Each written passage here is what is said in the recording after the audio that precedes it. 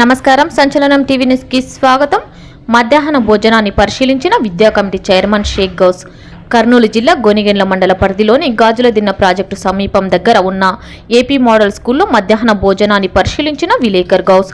విద్యార్థులకు భోజనం వడ్డిస్తున్న సమయంలో స్వయంగా మధ్యాహ్న భోజనాన్ని స్కూల్ చైర్మన్ విద్యా కమిటీ సభ్యులు రుచి చూశారు.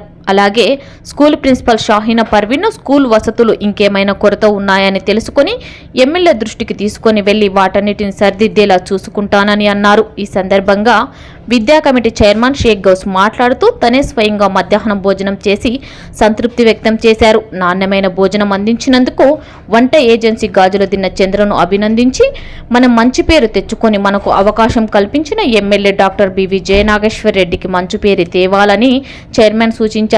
ఈ కార్యక్రమంలో విద్యా కమిటీ సభ్యులు గానిగ భాష, ఈశ్వర్, జయన్న, లోకేష్, అక్బర్ వలి, మాలిక్ భాష, గాజులదిన్న చంద్ర, బడేసా మరియు విద్యార్థులు పాల్గొన్నారు. సంచలనం